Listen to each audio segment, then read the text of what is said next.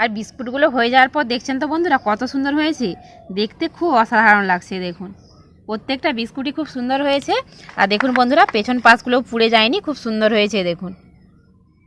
নমস্কার বন্ধুরা, মিলি and mom কিচেনে সবাইকে স্বাগত জানিয়ে আবারও চলে এসেছি সমস্ত জিনিস গুছিয়ে নিয়ে। আর বন্ধুরা আজও রেখেছি আপনাদের জন্য দারুণ একটা রেসিপি। তো থাম্বনেল দেখে বুঝতেই পারছেন আজকের রেসিপি কি। তো আজ বানাবো বিস্কুট, মানে খুব সহজে বাড়িতেই বিস্কুট বানিয়ে দেখাবো। আর ছোট থেকে বড় সবাই ভীষণ পছন্দ করবে, আর একবার বানিয়ে নিলে সারা মাস জুড়ে খেতে পারবেন। তো আসুন দেখে নিন কীভাবে বানাচ্ছি আজকের এই বিস্কুট। তো এই জামবাটির মধ্যে নিয়ে নিচ্ছি এরকম কাপের 1 কাপ তেল। আমি এরকম কাপ মেপেই সব কিছু পরিমাপটা আপনাদের বুঝিয়ে দেবো, সেই জন্য 1 কাপ তেল নিয়ে নিচ্ছি। আপনারা চাইলে এখানে তেলের পরিবর্তে বাটারও ব্যবহার করতে পারেন। এই তেলের সাথে দিয়ে দিচ্ছি বন্ধুরা 1 চামচ ঘরের গাওয়া ঘি। এই ঘিটা দিলে বিস্কুটের টেস্টটা দারুণ হবে, সেই জন্য দিলাম। আপনারা চাইলে দিতেও পারেন আবার নাও পারেন, বাড়িতে থাকলে দিয়ে দেবেন। আর এই তেলের মধ্যেই দিয়ে দিচ্ছি সেই একই কাপেরই 1 কাপ চিনি। চিনিটাকে আমি গুঁড়ো করে নিয়েছি। এবার আমি তেলের সাথে চিনিটাকে খুব ভালো করে মিশিয়ে নেব।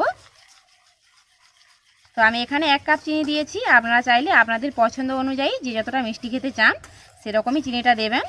সবসময় সবার বাড়িতে বন্ধুরা বাটার থাকে না, সেজন্য সম্পূর্ণ তেল দিয়ে আমি বানাচ্ছি।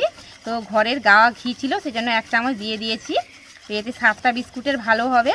তো আপনাদের বাড়িতে যদি ঘি না থাকে এটা সম্পূর্ণ তেল দিয়েও বানিয়ে নিতে পারেন। তেল দিয়েও খুব সুন্দর হয় এই বিস্কুটগুলো। তেলের সাথে চিনিটা খুব ভালো করে এইভাবে ফেটিয়ে নিতে হবে। তো আমি প্রায় 5 মিনিট মতো সময় ধরে এটাকে ফেটিয়ে নিয়েছি। আর দেখুন বন্ধুরা কত সুন্দর একটা ক্রিম ক্রিম ভাব চলে এসছে। তো এবার আমি এতে একটা ডিম ফাটিয়ে দিয়ে দেব। আপনারা যদি ডিম ছাড়া বিস্কুটটা বানাতে চান তো ডিম ছাড়াও বানিয়ে নিতে পারেন। এবার ডিমটাকেও আমি খুব ভালো করে ফেটিয়ে নেব। ডিমটা দিয়ে এটাকে আমি খুব ভালো করে ফেটিয়ে নিয়েছি। ডিমটা দেওয়ার পর এটাকে খুব ভালো করে ফেটিয়ে নিতে হবে। তো এবার আমি এর মধ্যে দিয়ে দিচ্ছি সামান্য একটু নুন, আর দিয়ে দিচ্ছি 1/2 চা চামচ মতো বেকিং পাউডার। বেকিং সোডা কিন্তু না, এখানে আমি বেকিং পাউডার দিলাম। এবার আমি নুন আর বেকিং পাউডারটা একটু ভালো করে মিশিয়ে নিচ্ছি। আর এখানে বন্ধুরা বেকিং পাউডারই দিতে হবে, বেকিং পাউডারের পরিবর্তে বেকিং সোডা দিলে হবে না। বেকিং পাউডার আর নুনটা দিয়ে আমি এটা খুব ভালো করে মিশিয়ে নিয়েছি। এবার আমি সেই একই কাপ মেপে দিয়ে দেবো 2 কাপ ময়দা। ময়দাটাকে আমি আগে থেকে চেলে নিয়েছি। তো আমি এখানে ময়দা দিচ্ছি, আপনারা চাইলে ময়দার পরিবর্তে এখানে আটাও ব্যবহার করতে পারেন। তো এবার আমি হাত দিয়ে খুব ভালো করে মেখে নেব।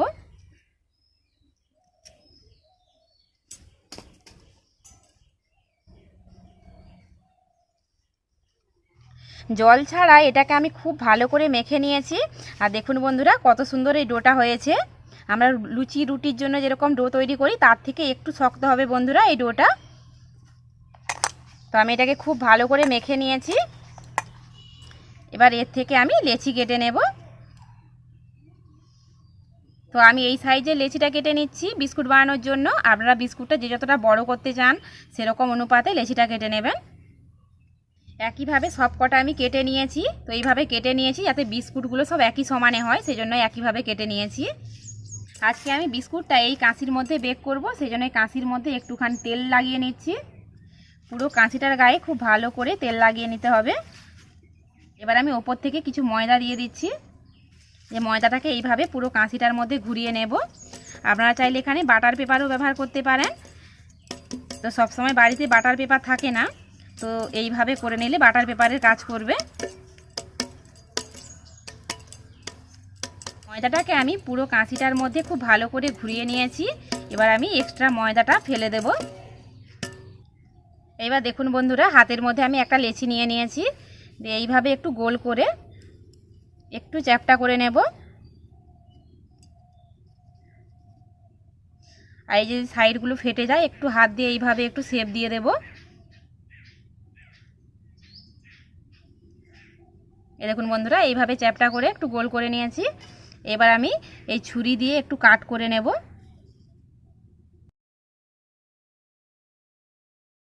দেখুন বন্ধুরা দেখলেই বুঝতে পারবেন আমি কিন্তু পুরোটা কেটে দিইনি, যতটা সম্ভব একটু সরু সরু করে এইভাবে একটু কাট করে নিচ্ছি কুচি কুচি করে। এতে বিস্কুটটাও খুব ভালো মতো বেক হবে।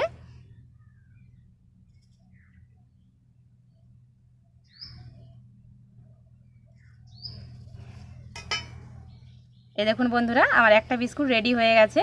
তো এটাকে আমি কাঁচির ওপর এইভাবে বসিয়ে দিচ্ছি। আপনাদের সুবিধার্থে আরও একটা আপনাদের বানিয়ে দেখাচ্ছি। এইভাবে গোল করে একটু চ্যাপটা করে নেব দেখুন। এইবার আমি ছুরি দিয়ে একটু কাট করে নেব, যতটা সম্ভব খুব কাছে কাছে আমি এটা একটু কাট করে নেব, তাহলে বিস্কুটটা দেখতেও ভালো লাগবে। এই দেখুন,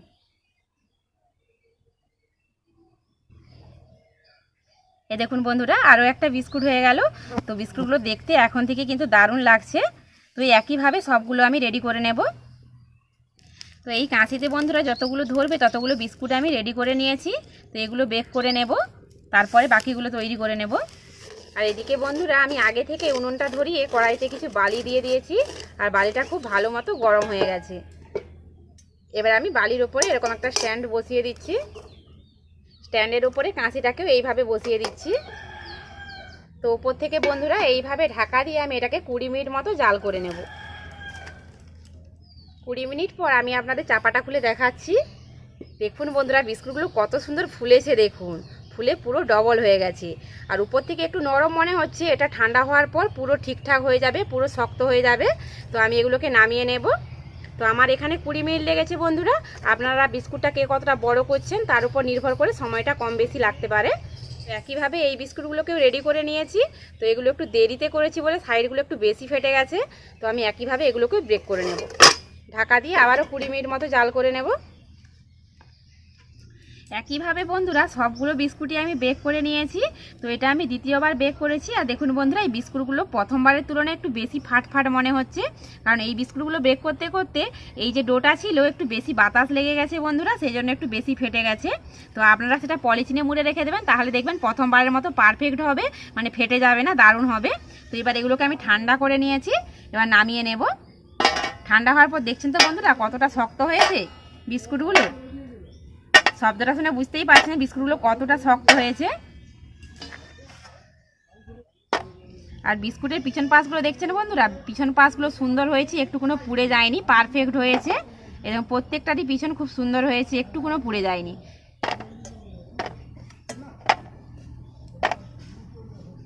বিস্কুটগুলো বন্ধুরা যখন কড়া থেকে নামিয়ে নিই তখন কিন্তু নরম ছিল, আর এখন দেখছেন তো বন্ধুরা পুরো শক্ত হয়ে গেছে। দেখুন শব্দটা শুনে বুঝতেই পারছেন যে কতটা মুচমুচে হয়েছে। আর একবার বানিয়ে নিলে বন্ধুরা এই বিস্কুটগুলো সারা মাস জুড়ে খেতে পারবেন। প্রত্যেকটা বিস্কিট দারুণ হয়েছে। তো বিস্কুটগুলো দেখতেও অসাধারণ লাগছে। তো আমি একটা ভেঙে দেখাবো যে ভেতর থেকে কত সুন্দর হয়েছে। এই দেখুন বন্ধুরা বিস্কুটটা কত সুন্দর বেক হয়েছে, দেখুন ভেতর থেকে পুরো সুন্দর হয়েছে। এই দেখুন,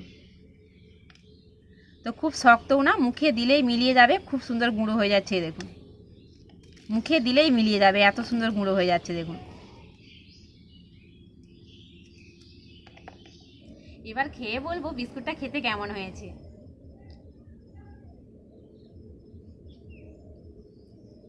দারুণ হয়েছে বন্ধুরা, মুখে দেওয়ার সাথে সাথেই মিলিয়ে যাচ্ছে, আর অসাধারণ স্বাদ লাগছে এই বিস্কুটটার।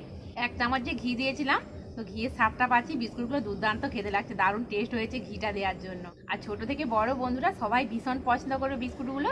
তো একবার যদি বানিয়ে কৌটোয় ভরে রেখে দেন মাস জুড়ে খেতে পারবেন। চায়ের সাথে একটা করে বিস্কুটও দিতে পারবেন, আর বাচ্চাদের বায়না মিটাতেও মাঝে মাঝে কৌটো খুলে বিস্কুটগুলো দিতে পারেন। তো আজকে রেসিপিটা বন্ধুরা কেমন লেগেছে অবশ্যই কমেন্ট করে জানাবেন। আর আমার চ্যানেলে এরকম নিত্য নতুন রেসিপি দেখতে চাইলে চ্যানেলটি সাবস্ক্রাইব করে পাশে থাকবেন। তো আজ এই পর্যন্ত, ফিরে আসছি পরে অন্য কোনো নতুন রেসিপি নিয়ে। সবাই সুস্থ থাকবেন, সাবধানে থাকবেন, টাটা।